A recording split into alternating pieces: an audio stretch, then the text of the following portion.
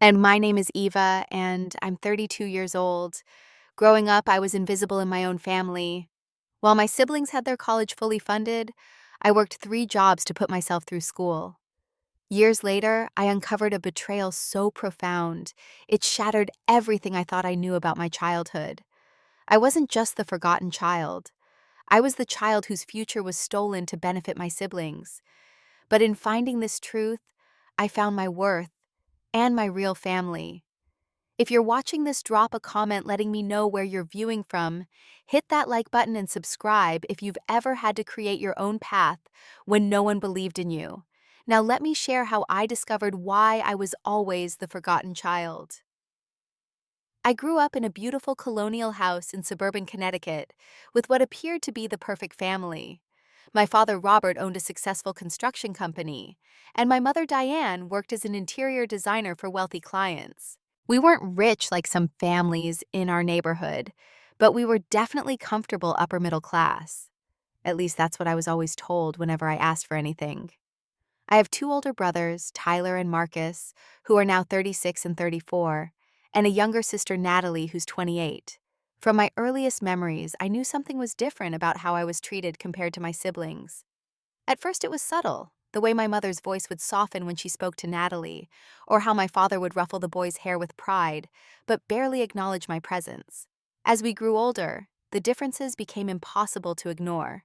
When Tyler turned 12, he received a brand new mountain bike custom-fitted baseball equipment and an elaborate party with all his friends at the local sports center. When I turned 12, just 2 years later, I got a card with $20 inside and a cake from the grocery store that still had the price sticker on the box. My mother hadn't even remembered that I was allergic to the strawberry filling. "We're a little tight this month, Eva," my father explained when he saw my face fall. "You understand, right? You've always been our mature one." Being the mature one meant I learned to cook for myself at age 10 because my mother would often forget to make enough dinner for everyone. It meant wearing hand-me-downs from cousins while Natalie got seasonal shopping sprees. It meant taking the bus to school events while my brothers got driving lessons and eventually their own cars for their 16th birthdays. When I was 14, I started babysitting for neighbors and shelving books at the local library on weekends. By 16, I was working at the mall after school and all summer. Not because I wanted to, but because I needed money for basic school supplies, clothes that fit properly, and even my senior prom dress. Meanwhile, my parents paid for Marcus's senior trip to Cancun and Tyler's summer football camp without hesitation. What hurt most wasn't the material differences, it was the emotional neglect. My brothers played baseball, and my parents never missed a game. They'd cheer from the bleachers, take videos, and host team barbecues afterward. My sister was a cheerleader, and my mother spent hours making her costumes and driving her to competitions across the state. I was on the debate team and consistently brought home straight A's. I won regional competitions and even qualified for nationals in my junior year. My parents didn't come to a single debate. When I brought home my perfect SAT scores, my mother glanced at the paper and said, "That's nice, Eva. Can you set the table for dinner? Marcus is bringing his girlfriend over." I tried everything to gain their approval. I joined clubs I thought they'd find impressive. I took advanced classes and graduated top of my class. I even learned to play golf because my father loved it, hoping we could bond on the course. He took Tyler and Marcus regularly, but always had an excuse when I asked to join. The constant rejection made me question my worth. What was wrong with me? Why couldn't my parents love me the way they loved my siblings? Was I not pretty enough, not talented enough, not interesting enough? These questions haunted me throughout my childhood, leaving scars that would take years of therapy to address. But the neglect also forged my independence, while other kids relied on their parents. I learned to solve my own problems. I formed deep friendships with teachers who recognized my potential. My English teacher, Mrs. Reynolds, often stayed after school to help me with college application essays. My calculus teacher, Mr. Bennett, gave me books from his personal library when he saw how hungry I was for knowledge. I also found surrogate family in my friends' parents. Shannon's mom always made sure there was a place for me at their dinner table, and Kevin's parents invited me on their family camping trips. These small kindnesses showed me what family support should feel like, making the void at home even more apparent. By the time senior year arrived, I had acceptance letters from Yale Northwestern and UC Berkeley, all with partial academic scholarships.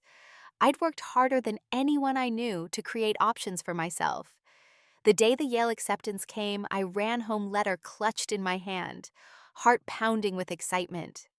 This would be it, the moment my parents would finally see me. My mother was in the kitchen with Natalie, helping her with a middle school science project. "Mom, I got into Yale," I announced, trying to keep my voice steady. She looked up briefly. "That's nice, honey. Did you check the mail? We're expecting Natalie's dance competition photos."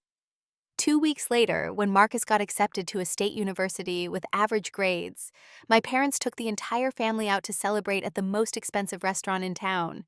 They even ordered champagne and let Marcus have a glass toasting to his bright future. That night, I cried myself to sleep. The real gut punch came during what my parents called the college talk. They sat me down in our living room, the same place where they'd previously discussed college plans with my brothers. I was prepared for this conversation. I'd researched financial aid options, calculated potential work-study hours, and created a budget for the minimal support I expected them to provide. My father cleared his throat and said the words that would alter the course of my life. "Ava, we've reviewed our finances, and we simply can't afford to pay for your college education." I stared at him in disbelief. "But you paid for Tyler and Marcus, and you're planning to pay for Natalie in a few years." My mother fidgeted with her wedding ring. "That's different. The boys needed the support to get established in their careers, and Natalie has her heart set on studying fashion in Paris." "What about my dreams?" I asked, my voice barely above a whisper. My father's response was casual, as if he were declining to buy me ice cream, rather than denying me the same opportunity he'd given my siblings. "You're smart, Eva. You'll figure it out. You always do." That night, I recalculated everything. Even with my scholarships, attending Yale would be impossible without parental support. I declined their offer and accepted admission to the state university that offered me the best financial aid package. It wasn't my dream school, but it was what I could afford. My college years were a blur of exhaustion. I worked 3 jobs: morning shifts at a coffee shop before classes, administrative work at the university library between classes, and weekend shifts waiting tables at a busy restaurant. I lived in a cramped apartment with 4 other girls to save on rent. My roommates complained about having to share bathrooms, while I was just grateful to have a roof over my head. There were weeks when I ate nothing but ramen noodles so I could afford textbooks. When my ancient Honda broke down in the dead of winter, I walked 3 miles to campus in the snow because I couldn't afford repairs immediately. Once I developed strep throat but avoided going to the doctor because I had no health insurance. I gargled salt water and kept working my shifts with a 102-degree fever. Meanwhile, Tyler joined a fraternity and lived in a beautiful apartment his parents paid for. Marcus had a brand new car courtesy of our father. And Natalie, when her turn came, attended a private college with a study abroad year in Paris, just as she'd wanted. The inequality stung, but I channeled my resentment into motivation. I graduated summa cum laude with a double major in computer science and business. My graduation ceremony should have been a triumphant moment, but as I scanned the audience, I didn't see my family. They had skipped it for Marcus's weekend ski trip, a belated birthday present from my parents. One person who did attend was Professor Jacobs, my computer science mentor. Unlike my parents, she saw my potential from our first class together. After the ceremony, she took me to dinner and offered to recommend me for a graduate fellowship. "You have a brilliant mind, Eva," she told me, "and something even more valuable: resilience. Whatever you decide to do, I know you'll be extraordinary." For the first time, I felt truly seen. Professor Jacobs became the mentor I desperately needed, guiding my career choices, reviewing my resume, and connecting me with industry contacts. She believed in me when my own family didn't, and that made all the difference. Armed with my degree and Professor Jacobs' recommendation, I landed an entry-level position at a promising tech startup in Boston. The salary wasn't impressive, but it offered health insurance and stock options, both concepts foreign to me after years of financial insecurity. I rented a studio apartment so small I could touch opposite walls with my arms outstretched. It wasn't much, but it was mine, the first space that belonged solely to me. I furnished it with secondhand finds and kept expenses minimal, saving every penny possible. My colleagues went out for drinks after work, but I declined using those hours instead to learn additional skills through free online courses. 6 months in, I identified a flaw in our product's algorithm and stayed up 3 nights straight developing a solution. When I presented it to the CEO, he was impressed enough to move me to the development team, a promotion with a modest raise. This became my pattern work harder than everyone else solved problems no one else noticed advance, incrementally but consistently. While my colleagues complained about demanding deadlines, I thrived under pressure. After years of working multiple jobs while maintaining perfect grades, corporate challenges seemed manageable by comparison. I wasn't afraid of long hours or difficult projects. I was afraid of returning to financial insecurity. 2 years later, I led the development of a software solution that caught industry attention. Our small startup was acquired by a larger tech firm, and my stock options suddenly had real value. Not life-changing money, but enough for a down payment on a slightly larger apartment and an emergency fund. Luxuries I'd never imagined possible. The acquisition meant new opportunities. I was appointed team leader for an innovative project, managing people with more experience, but less drive. When the project succeeded, saving the company millions in potential losses, upper management took notice. By 28, I was a senior director. By 30, I became chief innovation officer, the youngest C-level executive in company history. Financial security felt strange after years of scarcity. I could afford dental work I'd postponed for years. I could buy new clothes without checking price tags. I could even take vacations, though the concept of relaxation remained foreign to me. Each milestone felt surreal, like I was living someone else's life. With success came perspective. I realized my family's neglect had inadvertently given me strengths my siblings lacked. Tyler and Marcus, despite their expensive educations, struggled professionally. They'd never learned to persist through challenges because our parents had always smoothed their paths. Natalie bounced between jobs perpetually dissatisfied, but unwilling to commit to any career. Despite everything, I still craved my family's approval. When I received my first major industry award, I called my parents, hoping they'd finally be proud. My mother answered, listened for 30 seconds, then said, "That's nice, dear. Your father and I are about to play bridge with the Hendersons. Can we call you back?" They never did. I sent expensive Christmas gifts, a golf club membership for my father, a spa package for my mother, top-of-the-line electronics for my siblings. The thank you calls were brief and perfunctory. When I invited them to an awards ceremony where I was the keynote speaker, they had prior commitments. Always. Gradually, I built a family of choice. My colleague Sophia became the sister I'd always wanted, someone who celebrated my victories and supported me through setbacks. We started a tradition of Sunday brunches, where we discussed everything from work challenges to personal goals. She was the first person I called with good news, and the shoulder I leaned on during difficult times. Then I met James at an industry conference.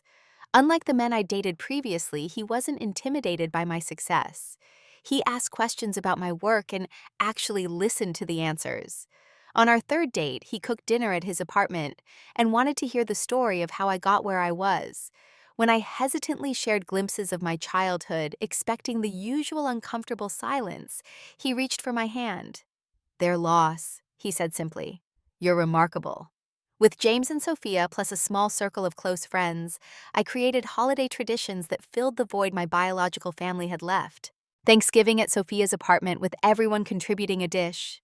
Christmas Eve at my place with a gift exchange where the present's thoughtfulness mattered more than its price. New Year's celebrations where we shared our dreams for the coming months. For the first time, I felt what family should feel like: acceptance, support, and unconditional love.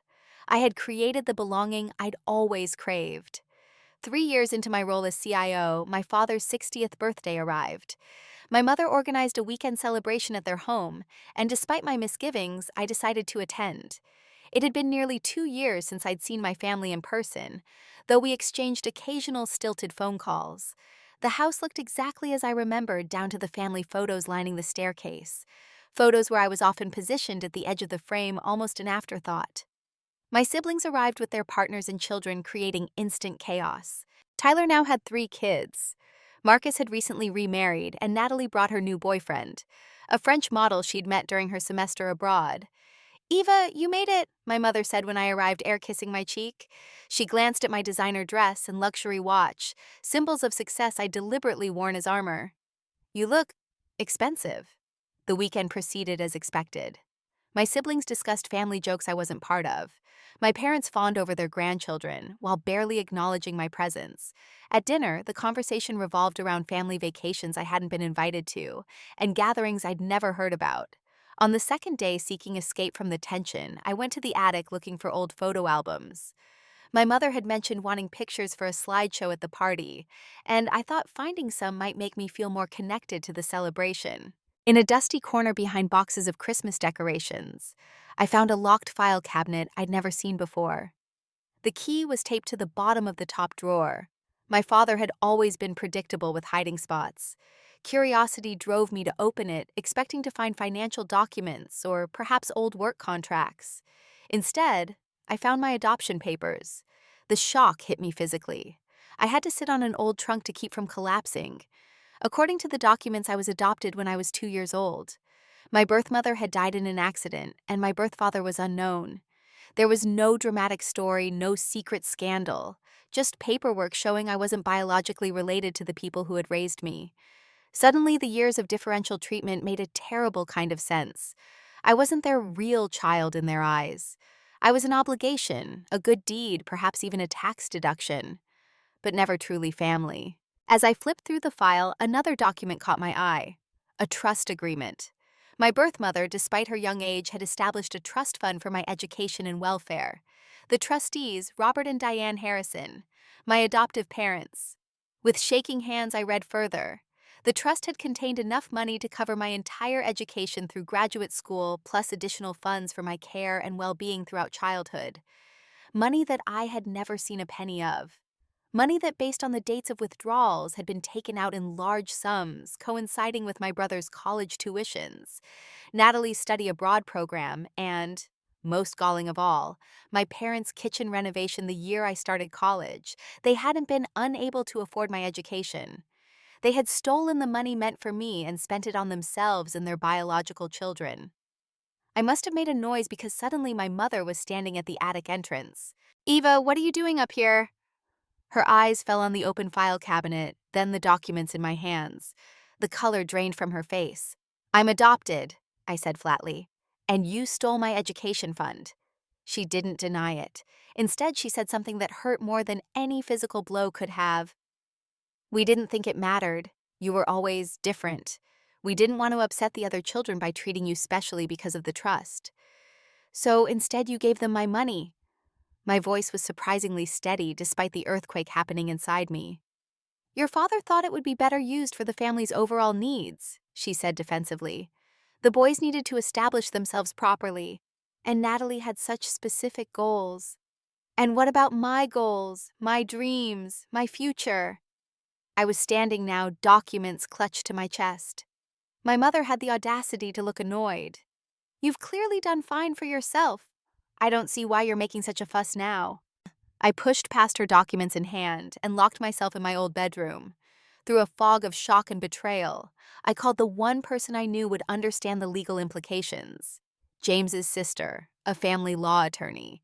She confirmed what I already suspected: my parents had committed fraud. The trust had specific stipulations that they had blatantly violated. That night, I lay awake in my childhood bed surrounded by walls that had witnessed years of my invisibility and made a decision. This wasn't just about money. It was about justice, accountability, and finally standing up for the child I had been, the child who deserved better. Over the next week, I consulted with several attorneys specializing in trust law. I gathered all the documents I'd taken from the attic and requested additional records from the bank that had managed the trust. The picture that emerged was even worse than I'd initially thought. The trust fund established by my birth mother had been substantial, nearly $500,000 in 1990s money. It had specific provisions for my education, healthcare, and general welfare. My adoptive parents, as trustees, had been legally obligated to use the money solely for my benefit. Instead, they had systematically drained it for their biological children and personal expenses. Armed with this information, I scheduled a family meeting at my parents' house. I requested that all my siblings be present, knowing they should hear the truth directly. They had benefited from the misappropriated funds, even if they hadn't known their origin. My father tried to dissuade me from including my siblings. "This is between us, Eva. No need to upset everyone else." "No," I replied firmly. "This affected all of us. Everyone should know." We gathered in the living room, the same room where I'd been told years ago that there was no money for my education. The irony wasn't lost on me. My siblings looked confused about the purpose of the meeting. My parents sat stiffly on their favorite couch. My father's jaw clenched.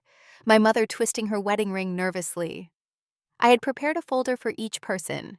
Inside was a copy of my adoption papers and a breakdown of the trust fund, including withdrawal dates and amounts matched to family expenses that coincided with those withdrawals. I discovered something last week that changes everything I thought I knew about our family. I began handing out the folders. I'm adopted, which might explain why I've always been treated differently. But what can't be explained away is this. Mom and Dad were given a trust fund specifically for my care and education. Instead, they spent it on all of you. The room erupted in various reactions. Natalie gasped, covering her mouth in shock. Tyler immediately went on the defensive, insisting there must be a mistake. Marcus sat silently, looking through the documents with growing dismay. "This is ridiculous," my father blustered. "We took you in when no one else would. You should be grateful we gave you our name, our home." "Grateful," I repeated, "for stealing from me, for making me work 3 jobs while using my money to send them to college." I gestured toward my siblings. "We needed it more for the boy's future," my mother said, as if that explained everything. "And Natalie had such specific talents to nurture. You were always so independent, so capable." "I was independent because you forced me to be." The pain of years of neglect fueled my words. "I was capable because no one else was going to take care of me. That doesn't justify theft." Natalie was crying now. "I had no idea," she whispered. "My semester in Paris, that was your money." Tyler stood up angrily.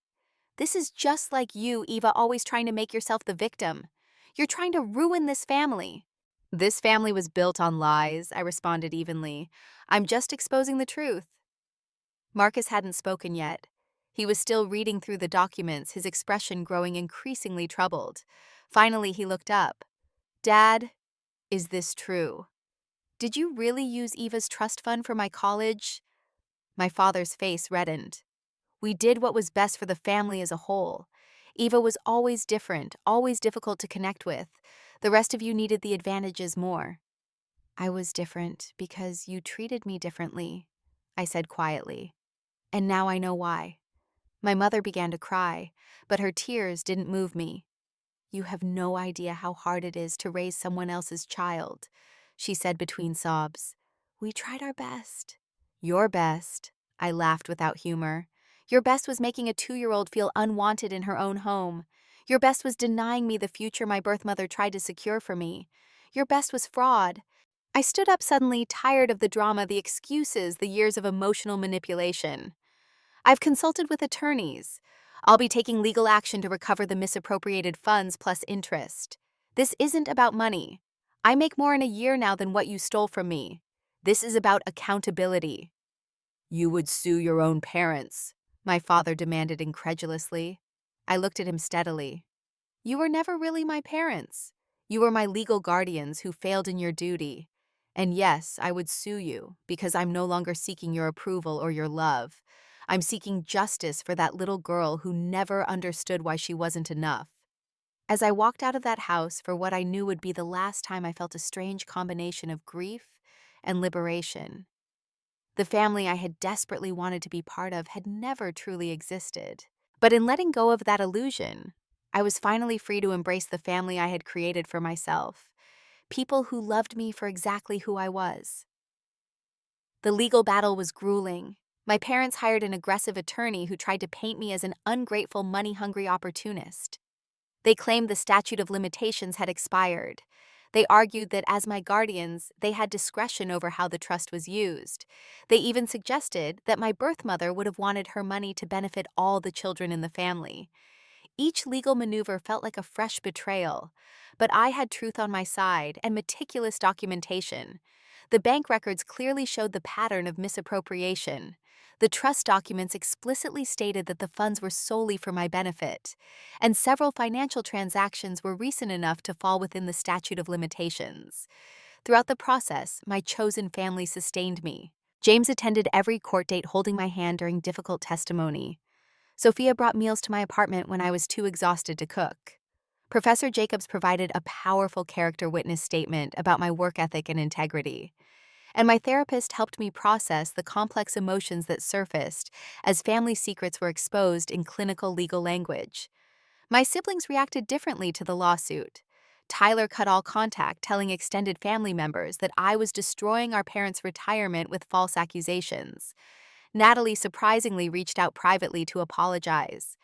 "I always wondered why they treated you differently," she admitted. "I should have questioned it instead of accepting the advantages." Marcus fell somewhere in between, uncomfortable with the legal proceedings, but unable to deny the evidence. "I don't know what to think anymore," he told me during a rare phone call. "Everything I thought about our family feels like a lie." The case never went to trial. After months of depositions and document discovery, my parents' attorney approached mine with a settlement offer. They would repay the full amount of the misappropriated funds plus interest, a substantial sum, if I would sign a non-disclosure agreement. I refused the NDA. "I won't be silenced about what happened to me," I told my attorney. "The money isn't the point." Eventually, we reached a settlement without the gag order. The judge's comments during the final hearing were validating. "The breach of fiduciary duty in this case is among the most egregious I've seen in my career. These parents were entrusted with securing their adopted daughter's future, and instead systematically diverted those resources to other purposes. The court finds this behavior reprehensible." As the legal chapter closed, a new one began. I started therapy specifically designed for adult adoptees, working through issues of abandonment and identity that I'd suppressed for years. In a support group, I met others with similar experiences, people who understood the unique pain of feeling like a guest in your own family. With the encouragement of my therapist, I decided to learn more about my biological origins. The adoption file had contained limited information about my birth mother. Her name was Catherine Miller. She had been a graduate student in economics, and she died in a car accident when I was 2. There was no information about my birth father. Through a combination of public records and DNA testing, I managed to locate my birth mother's sister, my biological Aunt Sarah. Our first phone call lasted 4 hours. She had tears in her voice as she described her sister. "Catherine was brilliant just like you. She had your same determined spirit and analytical mind." Explained that Catherine had created the trust fund using an inheritance from their grandparents, wanting to ensure I would always be cared for. "She loved you more than anything," Sarah told me. "She would have been so proud of the woman you've become." She sent me photos, my first glimpse of my birth mother's face. The resemblance was striking. We had the same eyes, the same smile. Looking at her image, I felt a connection I'd never experienced with my adoptive family. This woman had loved me enough to secure my future, even as she faced her own mortality. The most unexpected development during this period was my changing relationship with Natalie. After her initial apology, she continued to reach out, first with tentative text messages, then coffee meetings, eventually regular phone calls. Unlike our parents, she seemed genuinely remorseful about benefiting from my trust fund. "I want to repay you," she insisted during one of our meetings. "It's not about the money," I told her. "It's about recognizing what happened and making sure it never happens to anyone else." Slowly, cautiously, we began building a relationship. Not as the sisters we had pretended to be, but as two adults choosing to connect despite our complicated history. It wasn't always easy, but it was honest in a way our family had never been. 2 years after the court case concluded, my life had transformed in ways I never imagined. The recovered trust fund money had been put to good use. I established the Catherine Miller Foundation, providing scholarships for students without family financial support. Each year, we helped dozens of young people avoid the struggles I had faced. The foundation became my passion project alongside my corporate role. I spoke at conferences about financial literacy and independence. I mentored young women entering the tech field. And I shared parts of my story to help others recognize and address financial abuse within families. My chosen family continued to grow and evolve. James proposed on a quiet evening at home, understanding that I didn't want a flashy public gesture. "You deserve a lifetime of being cherished," he said as he offered a simple but elegant ring. "Let's build the family we both deserve to have." Our wedding was small and meaningful, attended only by people who truly supported us. Sophia was my maid of honor. Professor Jacob sat in the front row where a mother would traditionally sit. And in a development I hadn't anticipated, Natalie stood as one of my bridesmaids, representing the possibility that some relationships could be redeemed, even if others couldn't. My parents attempted to reconcile after the lawsuit was settled. My father called awkwardly, inviting me to dinner, to put the past behind us. But there was no acknowledgement of the harm they had caused, no real accountability, just a desire to regain access to their successful daughter, now that I had proven my worth through external achievements. I declined the invitation. "I don't hate you," I told him, "but I don't trust you either. Some bridges can't be rebuilt." The relationship I established with my biological Aunt Sarah brought unexpected healing. She shared stories about my birth mother, her favorite books, her laugh, her dreams for my future. Through these stories, I developed a sense of connection to my origins that I'd never had with my adoptive family. The most surprising development came 6 months after my wedding, when a pregnancy test came back positive. Holding that positive test in my bathroom, I was flooded with emotions: joy, excitement, and a touch of fear. How could I be a good parent when I had such poor models? But then I realized I knew exactly what not to do. I knew the damage caused by conditional love, by favoritism, by making a child feel unwanted. And I had experienced the power of chosen family, of people who love without obligation or blood ties. As I watch my growing belly now, I make silent promises to my unborn daughter. She will always know she is wanted. She will never question her place in our family. She will be valued for exactly who she is, not for what she achieves or how well she conforms to expectations. The circle feels complete somehow. My birth mother created a trust to secure my future. And though that money was stolen, the intention behind it helped me understand what real love looks like. Now I can pass that love forward to my own child, breaking the cycle of neglect and creating a new family legacy. I've learned that forgiveness doesn't mean allowing harmful people back into your life. It means releasing the power they have over you. I've forgiven my adoptive parents, not to free them from consequences, but to free myself from bitterness. Their choices no longer define me. The little girl who once desperately sought approval from people incapable of giving it has grown into a woman who creates her own definition of family. And in that creation, I found everything I had been searching for: acceptance, belonging, and unconditional love. Have you ever had to create your own family when your biological one failed you? How did you find the strength to break away from toxic family dynamics? Share your story in the comments below. If this resonated with you, please hit the like button and subscribe to hear more stories of resilience and self-discovery. Share this video with someone who might need to hear that family is about love, not just blood. Thank you for listening to my journey. And remember, sometimes the family we choose becomes the greatest gift of all.